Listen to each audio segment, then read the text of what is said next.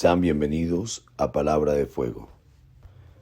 Del Evangelio de San Juan capítulo 12, versículos del 44 al 50. Jesús exclamó: El que cree en mí no cree en mí, sino en el que me envió.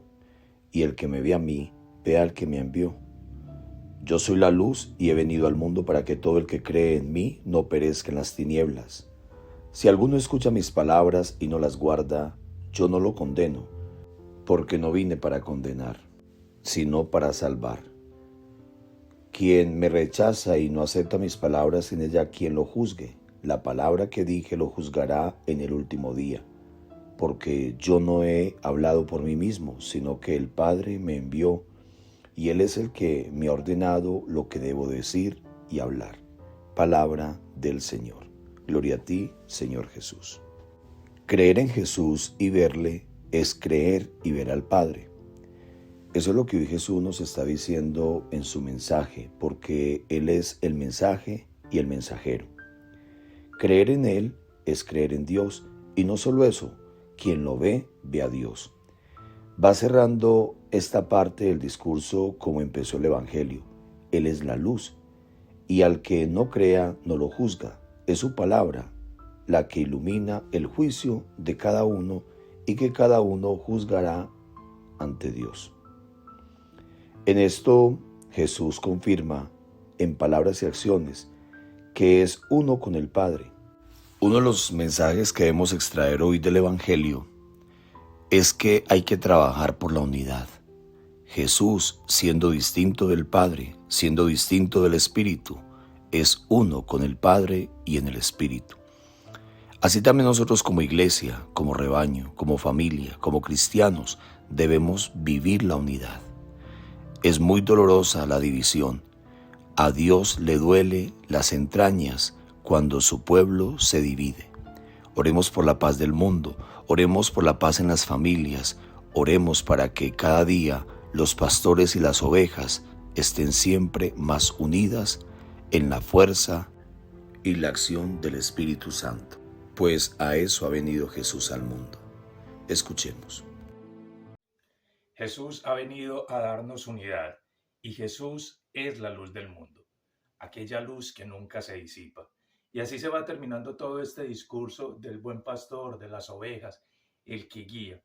Y hay una palabra muy importante que nos dice el padre Alexander en la parte introductoria, y es la unidad.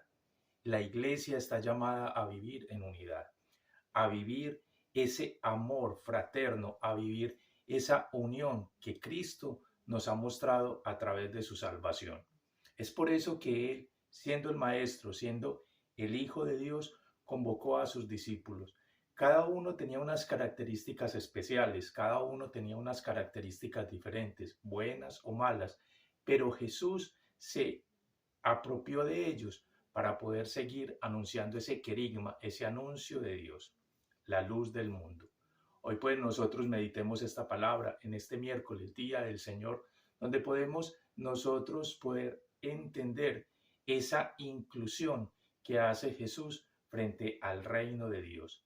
Recordemos que ese reino de Dios ya está aquí, que ese reino de Dios nosotros lo tenemos que ir prácticamente planificando para poder llegar hacia esa tierra prometida, por medio de esa luz que nos presenta el Señor. Entremos en oración y digámosle al Señor que derrame su Espíritu Santo para que nosotros podamos entender su palabra y que en cada uno de nuestros hermanos podamos nosotros formar una común unidad, así como nos lo invita el magisterio de la Iglesia. Y recordemos como siempre, hoy en este día, Día del Señor, ver en nuestro hermano el rostro de Dios.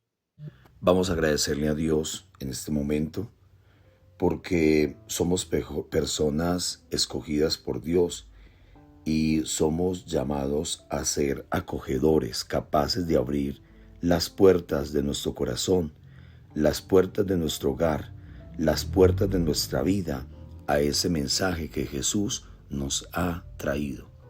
Porque en eso consiste la evangelización, en llevar el mensaje y en abrir las puertas a ese mensaje. Que la fuerza del Espíritu Santo nos ayude a comprender quién es Jesús y cuál es su papel frente al Padre, y también nos ayude a descubrir cuál es nuestra misión como cristianos, como bautizados.